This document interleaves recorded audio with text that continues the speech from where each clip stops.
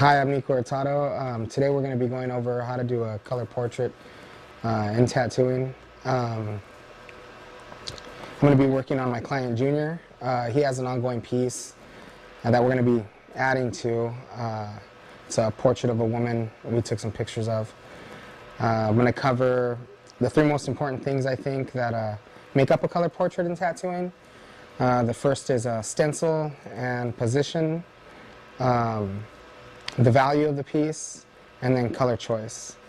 And to see more of my work, you can go to nicohurtado.com. And let's go ahead and get started.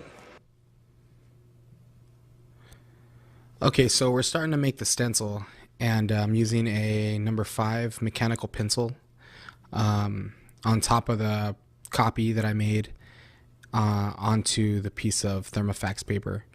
Right now I'm actually picking either value, shape, or color choice to stencil out. I'm just going around the shapes that I see, or whatever I think is important. It's real important to make your decisions on what you think, the kind of information you need when you're doing this piece. Make it readable so that way you can understand it. And I tend to go a little crazy with my stencils. It's just kind of where I'm comfortable, but make sure you're paying attention to where you're comfortable. Like, you don't want to put too much information that then get confused.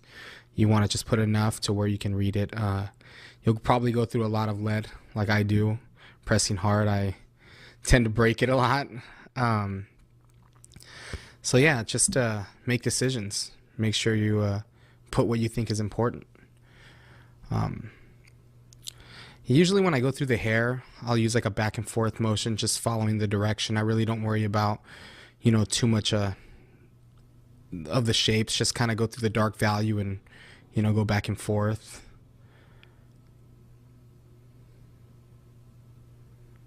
You'll see little strands of hair. I'll just outline really quick. Usually I like to get through the hair first because it's kind of the most boring part to stencil. Just try to get it through it real fast and then go through and start working on the face and getting those shapes. I always have a little more fun working on those, so I get through the boring part first.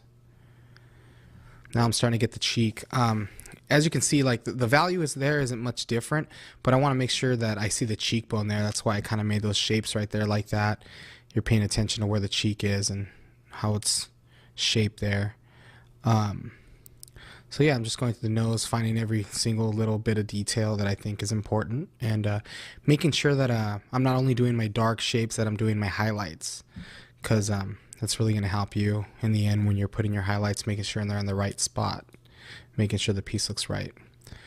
So now I'm doing the eyebrows and just kind of go real quick. The eyes, making sure that I'm following it round, making sure I'm paying attention to the way the eyelid's going over the eyeball, and really showing that it's round in there, Now the lips real quick and kind of just doing the highlights. I actually really enjoy making my stencils. I think it's pretty fun. I like the way they turn out. What I do is I just make the photocopy and then get my thermofax paper, lay it right above, and then trace right above that. Sometimes I'll trace right onto the paper, or I'll trace right above the whole thermofax sheet and everything. As you can kind of see, I'm doing right now, making a hand stencil. I make this stuff. It's a melted down deodorant, green soap, and distilled water. What I do is I take one full stick of a deodorant and melt it in the microwave for about 10 seconds. Melts really quick, so you have to be careful. Then the same amount that comes out of that full stick, I mix half green soap and half distilled water to equal the same amount of the deodorant that I have that melted down. I mix that together and I put 2 caps of alcohol. It's the 2 caps from the alcohol bottle into that light concoction, and then I leave it alone for a little while. So as you can see right here, I just kind of pulled out the strip and was showing you how I get it ready, and then you can see how it turns out.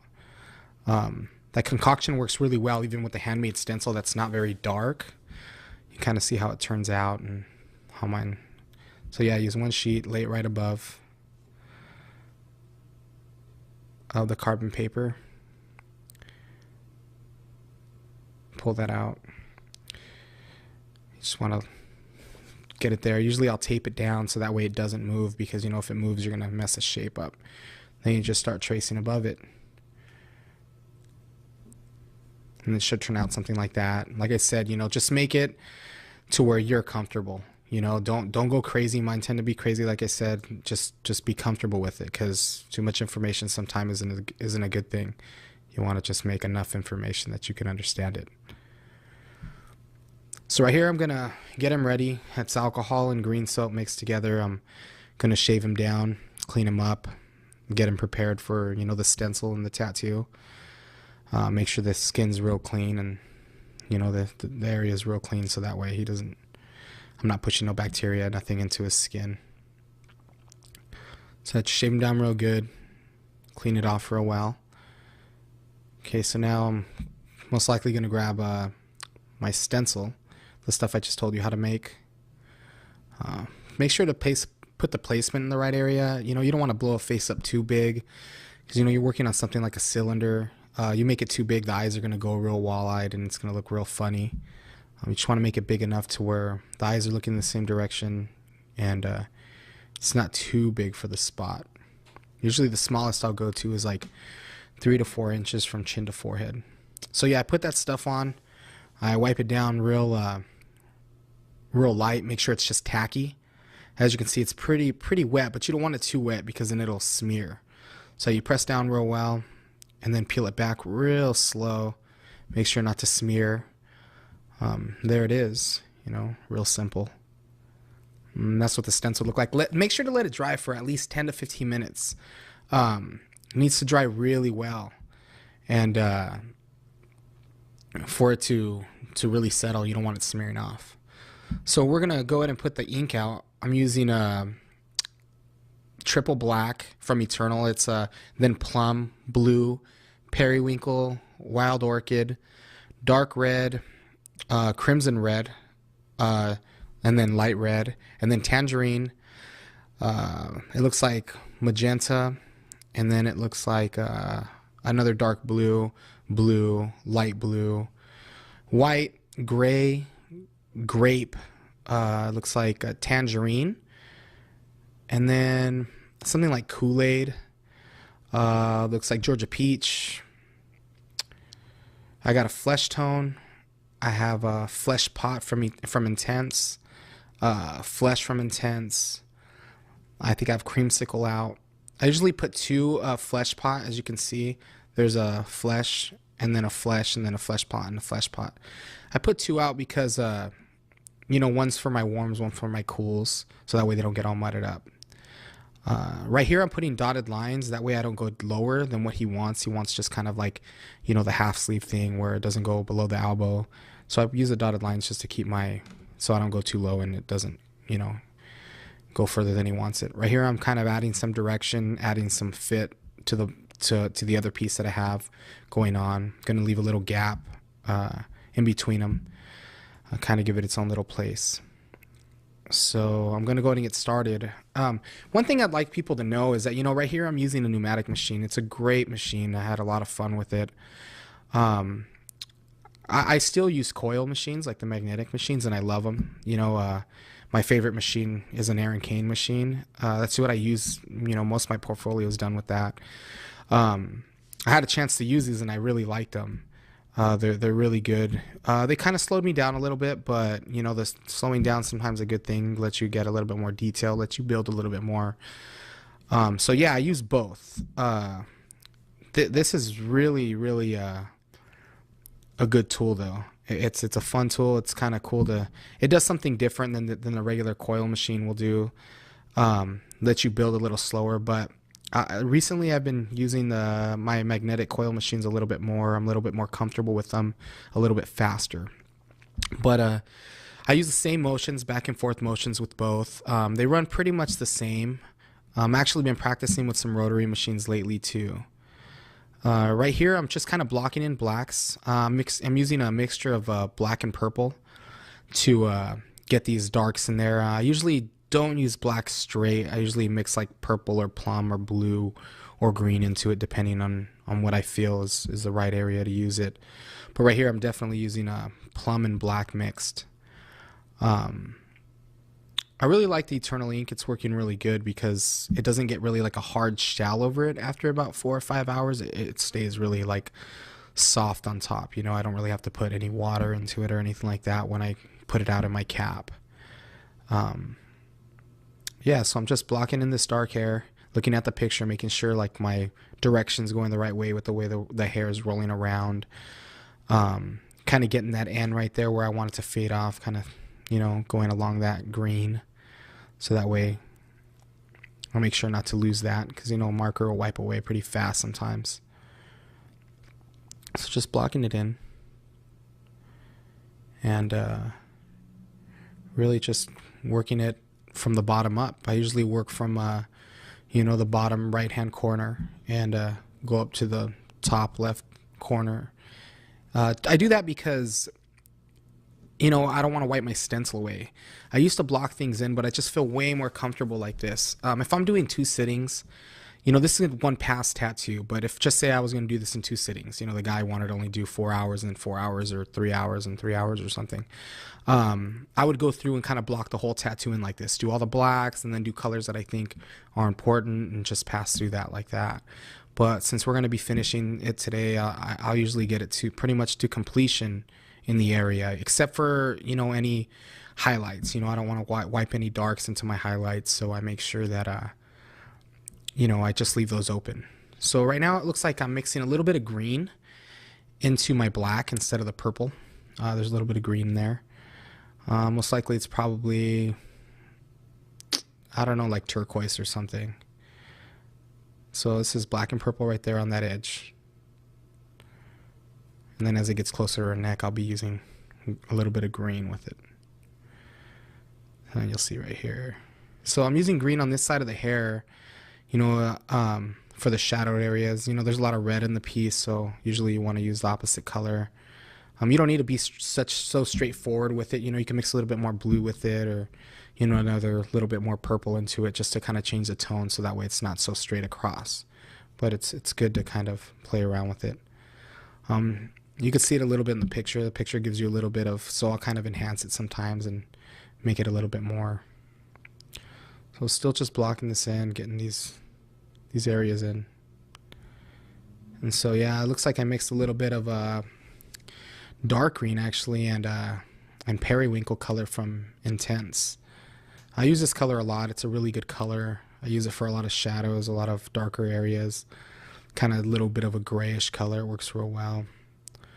So it looks like I'm using a little bit of like purple and dark red and brown right here. And yeah, just following the flow of that hair, you know, looking at the picture and just really making sure I'm going the right directions. And this back and forth motion is really good to use. You know, it kind of lets you fade from one side to the other. You know, it doesn't give you such a hard edge. I know traditionally you want to use a circle motion, but since I'm just feathering it in, really going light, not really trying to pack it solid right away, I just kind of go, like right here, I'll use more of like a circle motion, kind of fade out if I want it solid right away. But the back and forth motion lets me build. You know, it's a real quick movement and doesn't really hit the skin too crazy hard. And it gets it in there, you know, it lets you build it up. So that's what I'm doing, just moving back and forth. And it looks like I'm using here like maybe some dark brown and purple, you know, maybe some red in there. Yeah, it looks like dark brown, dark red. Yeah, a little bit of water. One thing I do a lot is, you know, if I dip in my cap, I'll go ahead and dip into the water really quick. Kind of lets that ink get a little bit diluted and lets it move around on the skin, so that way it's not so thick. If it's thick ink, it kind of helps move around. It helps me fade it off too and lets me build. So it looks like I'm using a little bit of crimson, red, and dark brown, and just kind of fading it back and forth. You know, it takes a little bit longer like this, but your fades and transitions will be really smooth, really soft. You know, it takes a little patience, but in the end result, you know, is what matters. These tattoos like this usually take me maybe 6, 7 hours on average, But if it takes you longer, don't worry about that. It's all about the end result. Just take your time. Make sure you're paying attention to the shapes. Um, Things you want to pay attention to is making sure you're going dark enough. Like a lot of these colors are pretty dark, but that area called for, darker colors. And that's really what's going to make your highlights look better because you're going to have a good contrast. So I'm going ahead and I'm budding up some red, some dark red right there with that green and letting it transition out of the shadow into this, little bit of a warmer, it's a warmer shadow out of the colder shadow. So yeah, just now using more of a traditional circle motion since I know I want solid, I know what color I need, and just kind of getting it in there. And yeah, like I said, I work the same way with the traditional machine, so these things can be applied. I just turn my machine way low. I like a soft hitting machine. That's why these pneumatics felt really comfortable. Regular coil machines, I like it to hit real soft also. I really like these tubes I'm using also. These tubes are real nice. They're next generation tubes. I'm using right now I'm actually using a 17 mag. I make them. They're bug pin needles, but it's in a 17 mag needle. It fits in a 15 mag tube. So it looks like I dipped from the dark reds into this tangerine color. It's a real good color for a lighter red. It's not too pink. It's not too orange. Probably looks a little bit more orange on here, but in person it's a little bit more red. It's a real nice color. So yeah, off that black right there, I use a lot of purple, just kind of going off with the purple and fading it off, making a cleaner transition into the skin. I'm not going to make that area too solid off. There's going to be a little gap because I want to tie these in together. And I like leaving some open skin in some areas, some negative. I like the way it works with the body sometimes. So that was like purple and periwinkle mixed. It's a nice color right there. I use that a lot, just fading this off.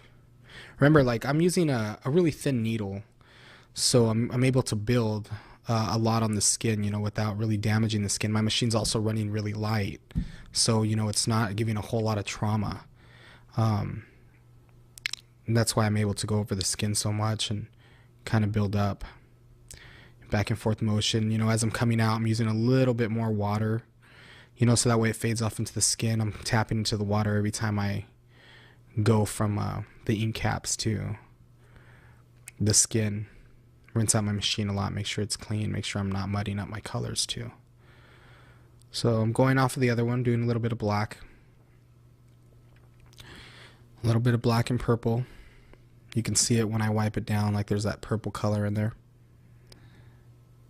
And you can see, like, I'm wiping away from my stencil, making sure I'm not wiping my stencil off. I want to wipe away. I don't want to wipe into it. The more I wipe into it, the more it's going to come off.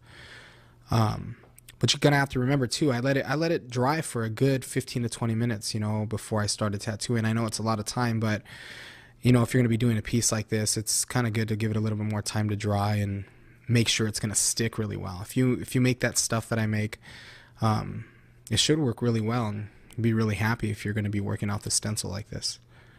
But if you're outlining it and you're going to be doing just color, just say it's not a tattoo like this, but you're applying some of this to it and you're going to outline, it might stick a little bit too well and it might be a little frustrating because when you're done with the tattoo, it might still show through. But I'd rather my stencil stick a little bit longer than not long enough, So yeah, just using that back and forth motion, using a lot of periwinkle in this, using some purple and black right there on the edge, trying to make this clean, make them go together. Sometimes it's good to take a little bit extra time and, make things come together a little bit cleaner because, I've done it where I don't take that extra time and both the tattoos look all right, but they just don't connect very well. It's good, 15 minutes, something like that, help you a lot.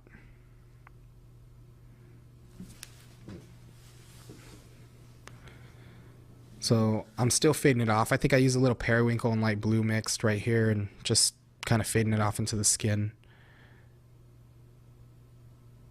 Kind of making it roll into the forearm and, and then coming out to the outside of the arm to give a little bit more flow to the body. Just say he wants to go full sleeve.